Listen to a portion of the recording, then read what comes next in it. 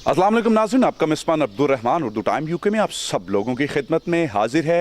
पाकिस्तान में और पाकिस्तान के साथ साथ पूरी दुनिया के मुसलमानों को ईद उल फितर की ढेरों खुशियाँ मुबारक हो। नाज़रीन, आज हम मौजूद हैं जनाब पाकिस्तान की एक ऐसी शख्सियत जिनका नाम लेते ही बंदे के अंदर एक तवानाई आ जाती है, एनर्जी आ जाती है, और ऐसा एनर्जी आ जाती है कि उसके बाद उसका दिल करता है कि वो दुनिया की आंखों में आंखें डाल के अपनी उस एनर्जी को भरपूर उसका लोहा मनवाए। जी हाँ, मेरी जानिब है समय पाकिस्तान, इसके साथ साथ प्राइड ऑफ पाकिस्तान जारा पहलवान के हम इस वक्त अखाड़े में मौजूद हैं एंड उनकी कब्र मुबारक के पास हम मौजूद हैं, और मेरे साथ मौजूद हैं जारा पहलवान की बेटी, जिनसे हम आज उनकी ज़िंदगी के किस्से सुनेंगे, और इसके साथ साथ अभी ये आगे का सिलसिला कहाँ तक पहुँचा है वो तमाम तर बातें ईद के इस मौके के ऊपर आप लोगों के साथ शेयर करेंगे। कितनी ईदें हो गई हैं जारा पहलवान से के बगैर आपकी गुजरे हुए? 30 साल हो गए उन्हें फोत हुए हुए। 91 में हुई थी 10 सितंबर को, तो उन्हें ना फोत हुए हुए 30 साल हो गए। 30 साल का अरसा, एक दुनिया की सबसे ताकतवर शख्सियत मैं अगर कहूँ, क्योंकि उनसे लड़ने वाला ही कोई नहीं था, और उसके बगैर किस तरीके से आपने गुजारे हैं? बस गुजर गई। बाप के बगैर वैसे ज़िंदगी तो है नहीं, वालिद के बगैर, लेकिन फिर भी अल्लाह का शुक्र है गुजर गई। ये खाड़े की सारी सुपरविजन कौन करता है?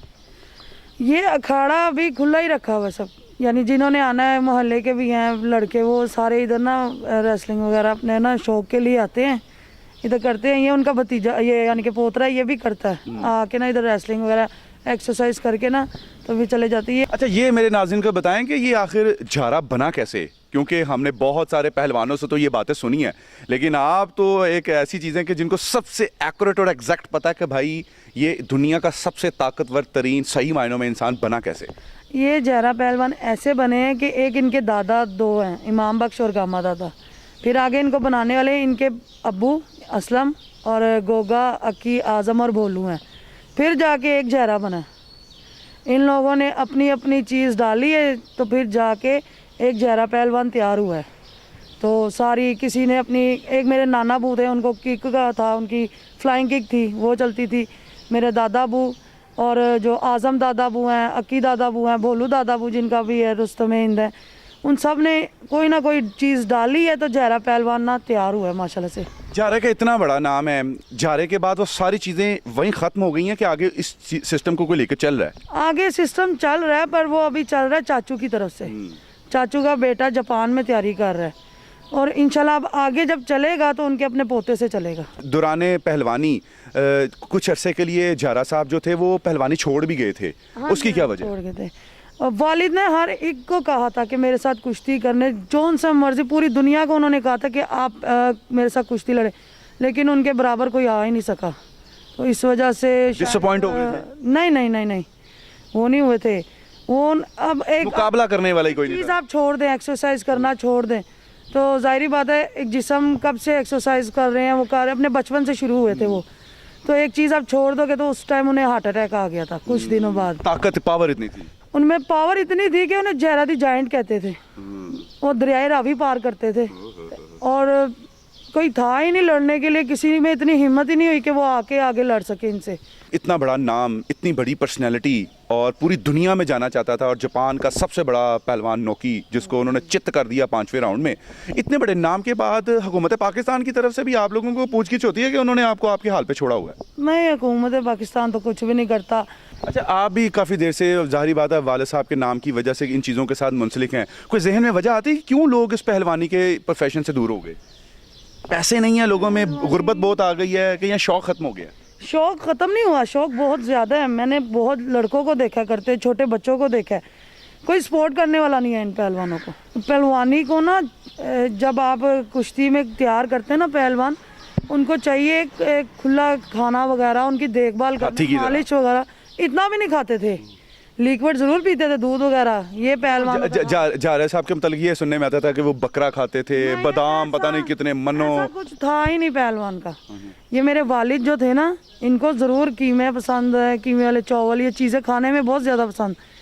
वो दूध ज़्यादा पीते थे, एक्सरसाइज बहुत करते थे। मेरे अबू 5000 उठक बैठक लगानी, उससे भी ज़्यादा करते थे।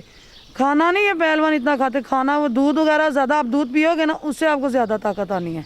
ये चीज़ में नहीं है। अच्छा, कब्रों के बारे में भी हम जानना चाहेंगे आपको, वो हम कब्रें भी दिखाएं जहां ये हमारे पाकिस्तान के नामवर जो है शख्सियात दफन हैं, इनके बारे में बताइए। ये मेरे वालिद है, जहर पहलवान की कब्र।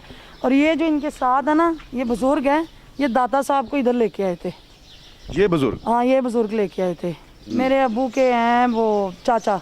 अच्छा, जिनको अक्की भी कहते थे? जिनको अक्की भी कहते थे। और ये हैं, ये मेरे अब्बू के एक भाई हैं, वो अब फोत हुए हैं, अंजुम भट्ट। ये मेरे अब्बू के ना आजम पहलवान है ना, उनके बेटे बड़े। अच्छा अच्छा अच्छा, माशाल्लाह। ये अब फोत हुए थे, बीमार थे। अच्छा, ये है जी भोलू पहलवान, इनका बड़ा नाम सुना जाता था। हाँ, ये भोलू पहलवान है। ये मेरे अब्बू के लगा ले चाचा के ताया हैं। ठीक है।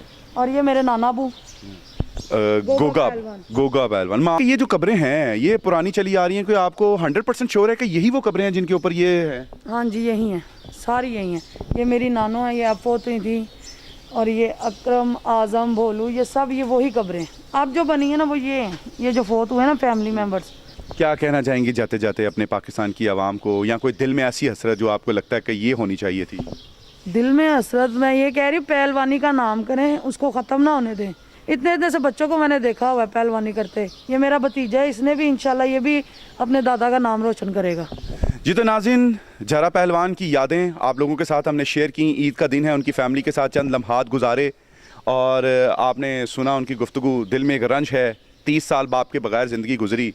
दुनिया का ऐसा नाम, ऐसा ताकतवर कि कोई माँ ने ऐसा पैदा ही नहीं किया कि जो झारे के साथ मुकाबला लड़ सकता। खाल के हकीकी से जा मिले हैं, अल्लाह ताला उनके दर्जात को बुलंद करे, उनकी फ़ैमिली को मज़ीद सब्र जमील अता फरमाए और पाकिस्तान में मज़ीद ऐसे नाम पैदा करें। ईद की खुशियाँ आप सबको मुबारक। इजाज़त दीजिए, अल्लाह ने के बाद।